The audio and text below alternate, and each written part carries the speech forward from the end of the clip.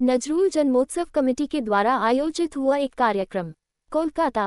विद्रोही कवि काजी नजरुल इस्लाम की जन्मस्थली चुरुलिया को आदर्श गांव एवं आधुनिक सांस्कृतिक पर्यटन केंद्र के रूप में विकसित करने की मांग को लेकर 25 मई को शाम 4 बजे से 9 बजे तक रणुच्चया मुक्त मंच पर कवियों, कलाकारों एवं लेखकों का समागम हुआ।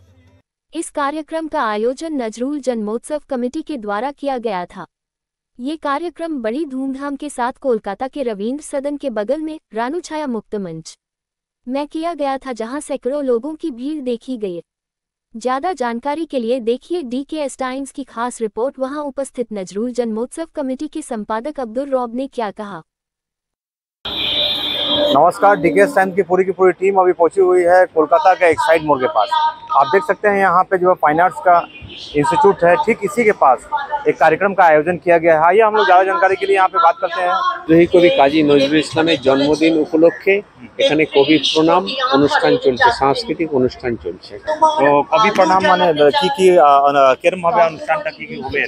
এখানে সবসময় সাংস্কৃতিক অনুষ্ঠান, কবিতা পাঠ, গান, নাচ এ সমস্ত চলছে।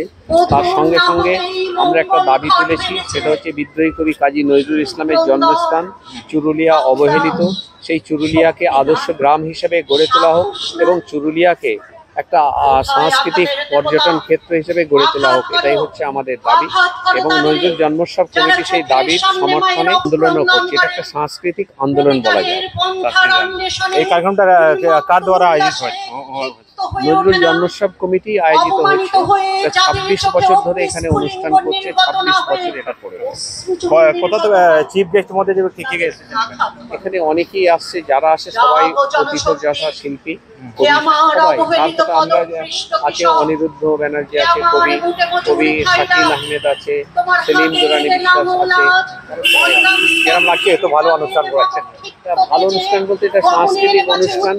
আমরা দাবি করেছি নজরুলের জন্মস্থান চুরুলিয়াকে আদর্শ গ্রাম হিসেবে গড়ে তোলা হোক এবং তার জন্য এই যে সমস্ত পোস্টারগুলো আছে, এই পোস্টারের দাবিতে মানে আমরা মুখ্যমন্ত্রীকেও একটা স্মারকলিপি দিয়েছি, যাতে চুরুলিয়াকে আদর্শ গ্রাম হিসেবে গড়ে তোলা হয় এবং চুরুলিয়া একটা সাংস্কৃতিক পর্যটন কেন্দ্র হিসেবে গড়ে তোলা হয়। তার জন্য আমরা একটা স্মারকলিপিও দিয়েছি। আজকে কত লোক এখানে কন্টিনিউ সবসময় লোক থাকছে, 400-500 করে লোক সবসময়।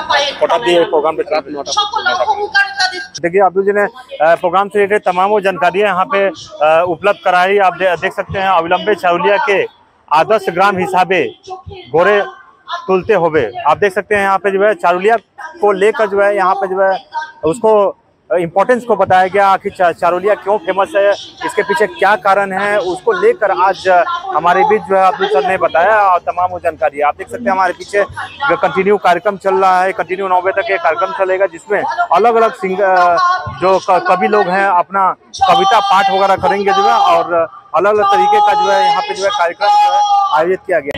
अभी BED कॉलेज के प्रिंसिपल डॉक्टर सुब्रत घोष जी हमारे साथ जुड़े हुए हैं।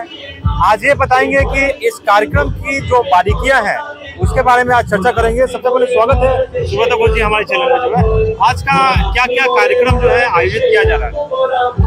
দেখুন, আজকের আমাদের নলেজ সিটির তরফ থেকে ইয়াকুব আলী BED কলেজের সমস্ত শিক্ষক শিক্ষিকারা এখানে উপস্থিত আছেন। আমাদের নলেজ সিটির প্রাণপুরুষ চেয়ারম্যান ডক্টর আব্দুর রব মহাশয় উপস্থিত আছেন। আমাদের কলেজের BED এবং DLED বিভাগের বিভিন্ন ছাত্রছাত্রীরা, যারা আজকের এই অনুষ্ঠানে নজরুল জন্মজয়ন্তীতে শ্রদ্ধার্ঘ্য নিবেদন করবে আছেন। বিভিন্ন গুণী শিল্পী মানুষ, কবি, সাহিত্যিক, শিল্পী, যারা আজকের 126তম নজরুল জন্মজয়ন্তীতে তারা বিভিন্ন কবিতা, আবৃত্তি, গান, নাটক এগুলোর মধ্যে দিয়ে আজকে নজরুলকে তারা শ্রদ্ধা জানানোর জন্য বিভিন্ন প্রান্ত থেকে ছুটে এসেছেন।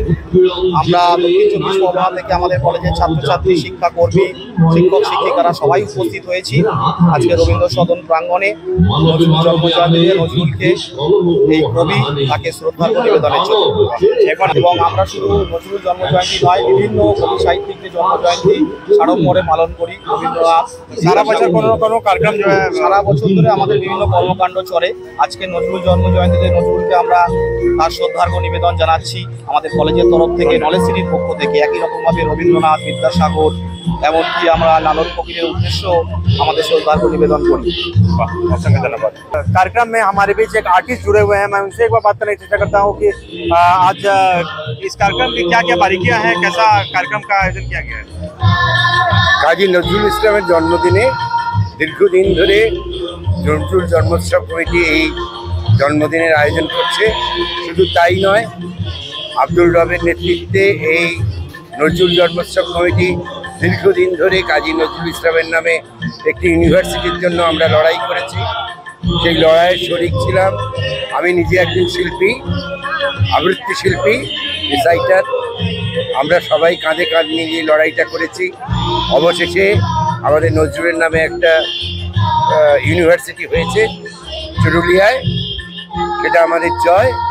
এবং আমরা প্রত্যেক বছর এখানেই কাজী নজরুল ইসলামের জন্মদিন উপলক্ষে এই জন্মোৎসব কমিটি জন্মদিনের আয়োজন করেছেন। সকাল থেকে চলবে রাত পর্যন্ত। সমস্ত নামি দামি শিল্পীরা আসবেন, তাদের শ্রদ্ধা জানাবেন, প্রণাম জানাবেন।